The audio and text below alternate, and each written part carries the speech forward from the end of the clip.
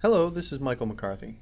In this video we're going to take a look at using Phoenix to create some dust and fine debris coming off of this pillar, which is a Mass Effects pillar. You can see we have a bunch of fragments coming off when this sphere hits it, and what we want to have happen is some nice fluid dynamic smoke come off of this and some fine detail particles, and we're going to do that with Phoenix FD. So to get started, let's go up into the top view. Go to Create, Geometry, and from the drop down we're going to pick Phoenix FD and drag out a Phoenix simulator. I'm just going to scrub a little bit further here so we can see where the fragments are coming out. We'll drag that around the perimeter, and then we'll go back to our camera view so we can check out the height. In the Modify panel, let's go to the grid, and here we can adjust the grid size, make it a little bit thinner maybe, tuck it in so that it fits our camera shot fairly well. Of course we want to make our grid encompass the entire shot, but not too big so that we have to over simulate things that we don't need in the shot. Next thing we'll do is go to Create, Helpers, and from the drop down choose Phoenix FD. We're going to have to create our source. So let's look on Phoenix Source, drag that out there. We're going to emit or discharge from these fragments that we have here. I've created a quick selection set. You can see a bunch of these fragments will be the ones that we'll use, and let's add those to our source. So with the source selected, go to the Modify panel, and under emitter nodes we'll say Add. Under selection set here we can pick that selection set and say Pick. And all those emitter nodes, which there's quite a few of, will get added into our Phoenix source. So each one of those is going to emit fluids. Now let's make some adjustments in here.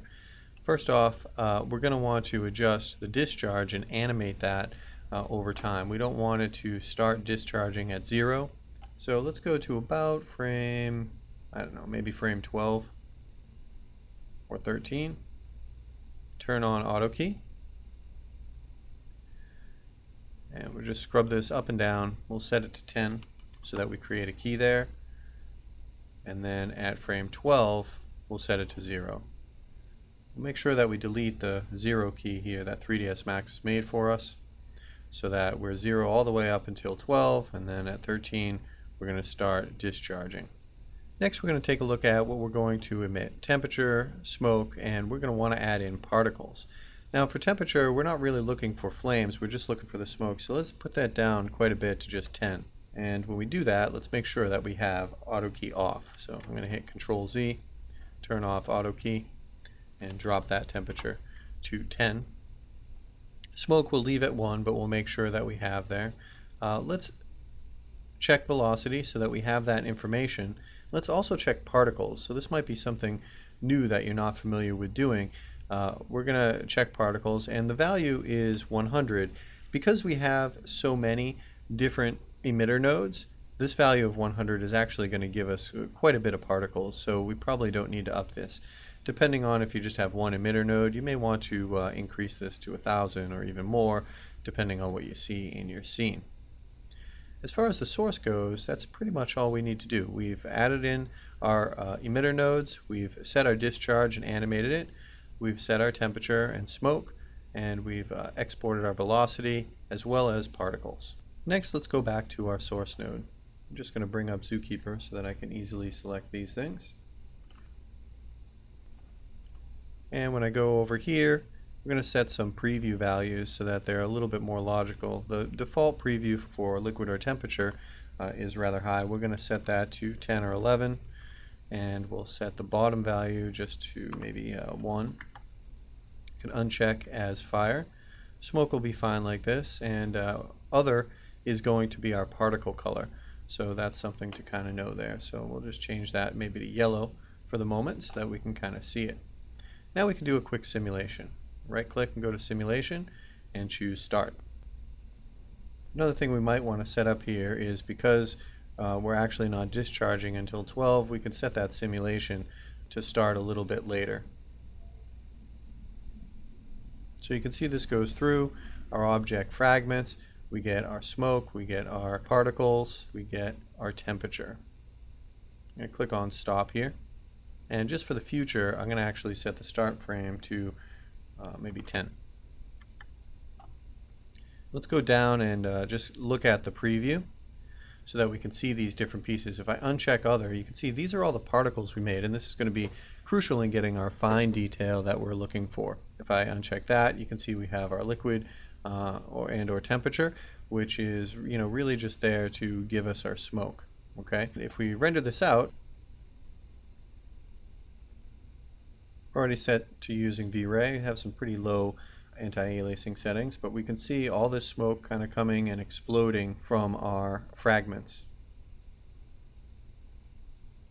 So we might want to go in and just change some of the colors really quickly.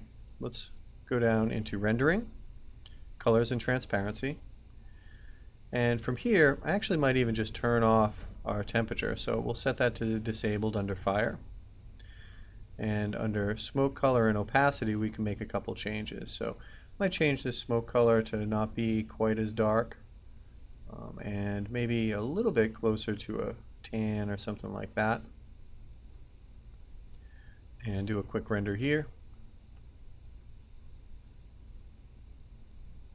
Alright, so you can see what we got there, and it might be a little bit dense, so I'll just cancel this.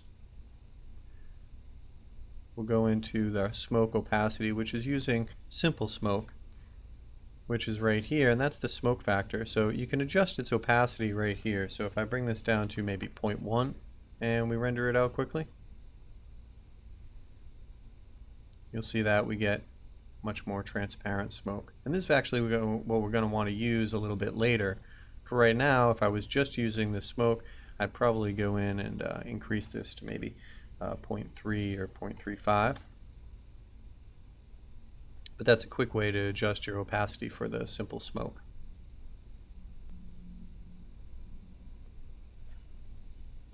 The next thing I want to do is deal with those particles that we made. So actually what I'm going to do is disable this smoke. Let's go in here and under smoke color, just choose disable, and then we won't actually get any of this rendering out for the moment. We're going to focus on those particles. In order to render the particles, we're going to go to Create, Geometry, under Phoenix FD, and choose Phoenix Foam. Now this is the particle renderer that allows you to create foam for beer and splashes for waves and other things like that. And it also allows you to render just the general particles. When we go over here to the Modify panel, you can see Add Particle System. We'll click on Add, and we'll choose the Phoenix FD source. It's going to ask you if you want to set it as a liquid. We're going to say no. And you can see all the different particle sources that come from those emitters. So we can just keep them selected and say OK. All of those particle sources will get added into the particle systems drop down here. At this point, let's go back really quickly and select our simulator. And in the simulator, let's go to preview and turn on those particles. And actually, I'll probably turn off the liquid and smoke for now, just so that we can see those particles. We can make them something that's a little easier for us to distinguish here. And if we're having a slowdown in the viewport because of all the particles in there, I'm not here. It's actually doing really pretty well. But if you are, you can always use the detail cell reduction. I'm also going to uncheck only if selected, which means that we'll get to see whether this is selected or not. We're going to get to see those particles, which is going to be helpful. And sometimes in that case, choosing a cell reduction can be helpful because it's always going to display. I'm also going to just hide those. Okay, let's go back to our Phoenix Foam and set up some of our parameters. By default, this is set to point mode, which is good, and we have some pretty basic parameters in there. Let's just render this out.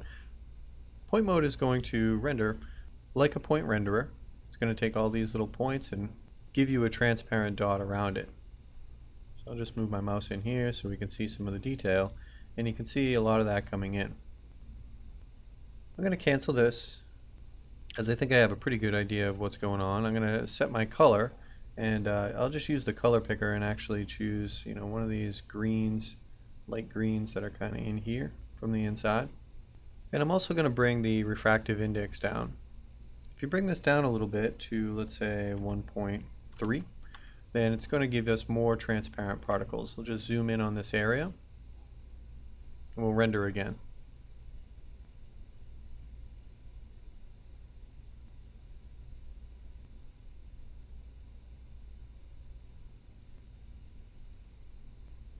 And this here might be a little bit too transparent. Another thing that I want to kind of talk about is the fact that right now these little points are actually casting shadows, which produces a really nice effect for the volume that we're seeing.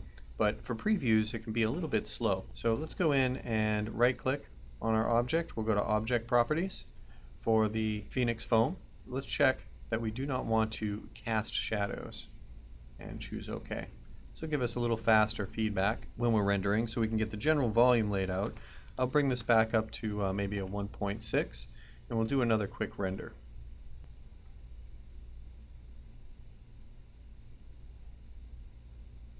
So now you can see this is going through much faster, which is giving us a good preview of what's happening.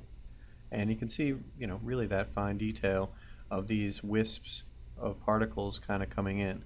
This can add a lot of depth and fine detail to your scenes. Okay, so there we go. We can see these nice little fine particles coming off. They have a good color going for them. They add a good transparency, which is nice. And one thing we can add in here is some motion blur. So let's turn on motion blur for V-Ray, and we're going to see that we actually need to set something up in our source as well as our simulator. So let's go into the render settings. Under V-Ray, we'll choose camera, turn on motion blur, and do a quick render here. Now you can see this message come up, which is what I kind of expected, and it say there's no velocity channel present for the motion blur of the particles, and that's something that you need to do in our output. So I'm going to say don't show this again. We'll cancel this out, and you'll see that you will start to get motion blur for all of our pieces, but there won't be motion blur for the smoke. That may actually be something that's desirable in some instances, so that's certainly something to think about. In our case, maybe we want it for both, in which point we're going to go into our simulator and make sure that we simulate this. This is an important lesson to learn because had this simulation taken a really long time, that would be something that we need. So under output, we want to make sure that we output our velocity, and that way we can get that information to the renderer, which can perform its motion blur. So we'll do another simulation with this. Let's go back up to simulate. Click on start.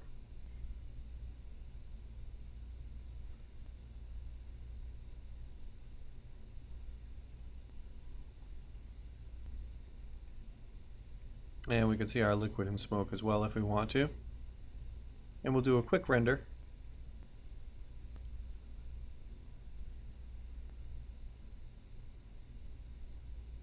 So now we should be able to see these particles actually get motion blur, which is really pretty nice. You can see we're using some pretty low sampling for anti-aliasing just so that we can get an idea of this. And this will actually add to the detail and the volume of your particle renders, because what happens with the motion blur is it is actually adding particles as these go along on their velocities. So you add a lot of detail when you do add some of that motion blur in. And you can see that in the little motion blur section. So let's just let this cruise through a little bit more so we can get an idea of what that motion blur will look like for these particles. Okay, I feel like that gives us a pretty good idea. When we go to the Phoenix Foam, you'll see at the bottom when we choose point, we have a point rollout, and this will set our motion blur steps. So a lower value is actually going to give you more particles and more detail, and the higher value will actually give you a little bit less. So if I bump this up to say 2 motion blur steps, then this will be a little bit, maybe not quite as smooth, but it'll probably also render a bit faster. So you can see that has a little bit more grain to it, which actually again may be desirable for these fine particles, and it's rendering considerably faster. Okay, one other thing I'd actually like to look at in the simulator is in our simulator we also have an option for where we can emit these particles from, and this guy actually has some different face IDs. So if I go to our source, you can see that down at the bottom we have a polygon ID that we can emit from, which would kind of be nice to use.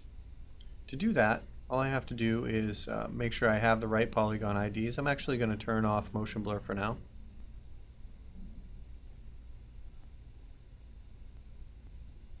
Okay, so you can see these fragments that come off have a different material and a different polygon ID on the inside, and that actually may be a better place for us to discharge from. So in this case, I'm just going to go in. It's actually, if I bring up the material editor, polygon ID 4. So I'm going to set that to 4, and I'll do a re-simulation. So we'll select our simulator and click Start.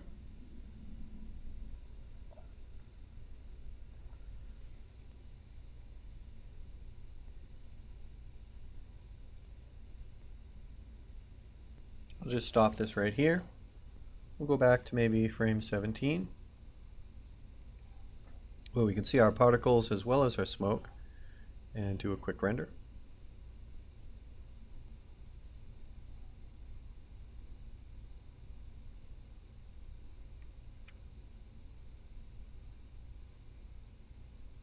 And that's looking pretty good there. One other option I did want to show, which is actually a new option of the nightly builds, is to increase this count, similar to how we do it with motion blur. So if I go to our Phoenix foam, and you'll see this little count multiplier. This is something that is in the nightly builds, and I can up this to something like 2, and this is actually going to randomly place additional points around without doing the motion blur, so it'll give us a bit more detail. You'll see this phase come up with a multiplying particle count in the render. So you can see how that gets a lot more detailed. Still renders really pretty fast as we go through. I think I'll make a few more tweaks, so I might make this a bit darker and set the index of refraction a little bit higher, because now we're going to bring in those shadows. So let's go back to our Phoenix foam, and under properties we're going to set cast shadows and re-render.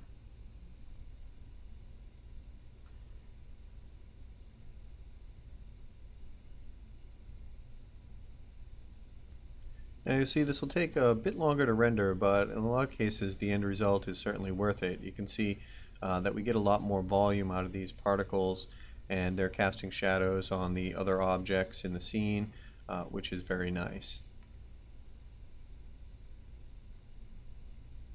You can see that that can tend to really bring out some of these details and tendrils like that, which is a detail level we're looking for.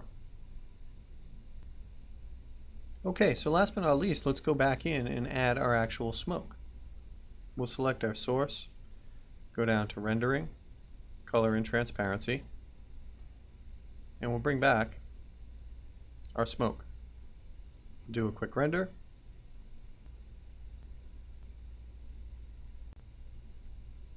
And right off the bat I can see the fine details that the particles are adding to the smoke. The smoke is probably a bit too opaque at this point. I'll just kind of go out here in a less dense area and see. So what I'll likely do is just go into our opacity and bring that down some. So over here under simple smoke factor, bring that down to maybe a 0.2 and render again. So here we're certainly seeing a bit more of those detailed particles and a little less of that kind of global smoke. We probably tweak it a little bit more and do a final render with some tuned anti-aliasing properties. Here's a complete rendering with a little bit better sampling quality. You can see the fine detail particles blending in with the softer smoke, and that's the kind of effect that we're looking to get. With a fairly quick simulation, you can get this type of detail by using the particle option in Phoenix FD. I hope this helps you with your production scenes moving forward, where you need to get this type of fine smoke detail. Thank you very much.